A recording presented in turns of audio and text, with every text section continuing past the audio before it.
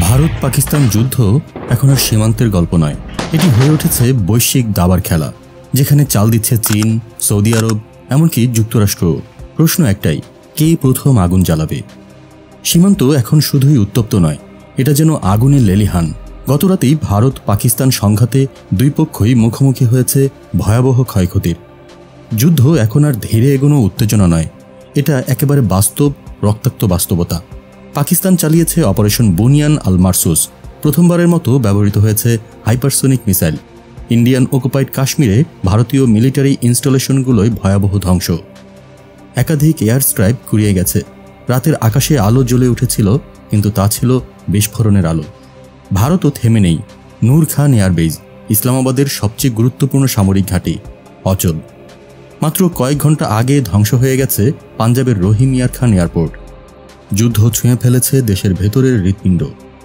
এখনকার যুদ্ধ আগেকার আমলের যুদ্ধ নয়। এখানে ট্যাঙ্ক নয়, কৌশল চলে সাইবার আক্রমণে, ড্রোন হামলায়, হাইপারসোনিক স্ট্রাইক আর আকাশ দখলের লড়াইয়ে। Who will strike first?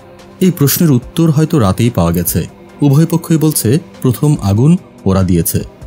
কিন্তু কে সত্যি আর কে শুধু দাবি করছে? ভারতের টেরিটোরিয়াল আর্মি পাঞ্জাবে মোবিলাইজ হয়ে আছে। পাকিস্তান করছে কাশ্মীর ফ্রন্টের রিকনফিগারেশন। তবে স্পষ্ট, এখনকার সংঘর্ষ সীমান্তে নয়, আকাশে আর স্ক্রিনে। এই যুদ্ধ এখন কেবল ভারত পাকিস্তানের মধ্যে সীমাবদ্ধ নয়। চীন চাল দিচ্ছে কাবুলে, সৌদি করছে কূটনৈতিক ব্যালেন্সিং, আর আমেরিকা ব্যস্ত নির্বাচনী স্ট্র্যাটেজি গোছাতে।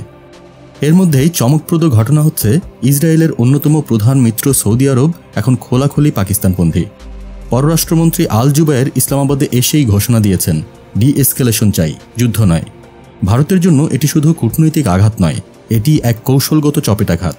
যুদ্ধ চলছে। শ্রীনগরে একযোগে পাকিস্তানের হাতে ধ্বংস হয়েছে 10টি ভারতীয় ড্রোন, অর্ধেক ছিল ইসরায়েলি প্রযুক্তির। ভারতের ক্ষয়ক্ষতি আপাতত বেশি, যদিও পাক সেনাও নিহত হয়েছে কিছু সংখ্যায়, মূলত টিটিপি হামলায়। আইপিএল বনাম পিএসএল, এমনকি ক্রীড়াঙ্গনেও যুদ্ধের ছায়া। আমিরাত আয়োজক হচ্ছে শুধুমাত্র পিএসএল-এর, আইপিএল নয়। এতে রয়েছে স্পষ্ট বার্তা, মধ্যপ্রাচ্য এখন ভারতের পাশে নেই। সবচেয়ে ভয়াবহ বিষয়, এই যুদ্ধ এখন দ্রুত এগোচ্ছে নিউক্লিয়ার কনফ্লিক্টের দিকে।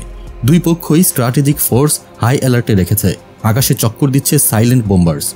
এই যুদ্ধ কেবল গুলি বোমার নয়, এটি কৌশলের, প্রযুক্তির, দখল আর বিশ্বশক্তির সংঘর্ষের যুদ্ধ। প্রশ্ন একটাই, প্রথম চাল কে দিল, আর সেই চাল জয় এনে দেবে না ধ্বংস?